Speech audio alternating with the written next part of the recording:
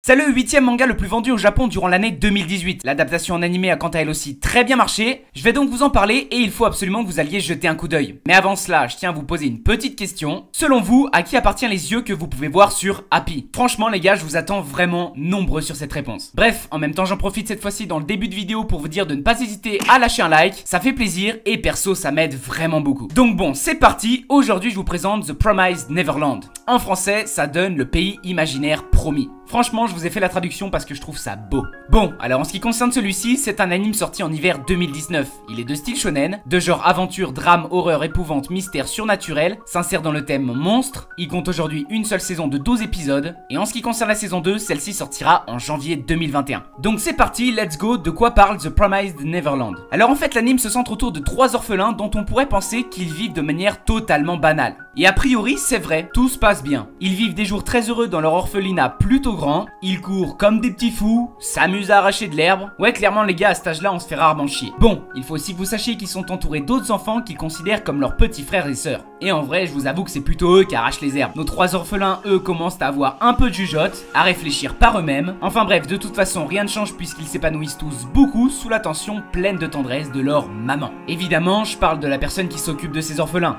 mais eux la considèrent clairement comme leur véritable mère. Le souci, c'est qu'une horrible vérité se cache derrière la façade de leur vie paisible, une vérité que je veux que vous alliez voir par vous-même. En tout cas, ces 3 enfants prennent donc la décision de s'échapper, mais le problème est qu'ils sont coincés dans une enceinte entourée de murs fortifiés, avec une seule entrée et donc une seule sortie. Seulement, pour le coup, il n'y a vraiment pas le choix, c'est clairement une question de vie ou de mort. Alors voilà, l'anime laisse place à plein de questions. Pourquoi l'orphelinat est entouré de murs? Qu'est-ce qui se cache derrière tout ça? Comment vont-ils faire pour s'échapper? Vous allez voir que les indices apparaissent un à un et cela fait vraiment tout le charme de l'anime. Donc vous l'avez compris, le suspense est au cœur de l'intrigue. C'est une œuvre surprenante due au fait qu'il y a un décalage entre ce qui nous est montré et ce qui nous est raconté. On pourrait croire que c'est une série destinée aux enfants, mais en réalité, elle contient des propos très matures. Les dessins sont vraiment beaux et bien réalisés en fonction de chaque situation de l'anime. Les protagonistes ainsi que les antagonistes sont charismatiques, pour certains très attachants, comme pour d'autres horribles. Ça a vraiment son côté sympa. Et les 3 orphelins qu'on suit, évidemment, ils n'ont pas le même caractère. Et finalement, tous auront un point de vue différent sur la situation. Les qualités propres à chacun vont vraiment être mises en avant petit à petit dans l'anime. Tout ça pour vous dire qu'on n'a pas tous le même personnage préféré. Chaque personnalité est vraiment différente. J'ai vraiment trouvé ça trop cool.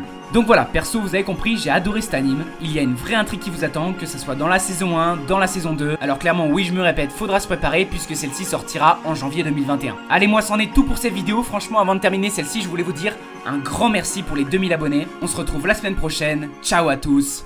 Bis.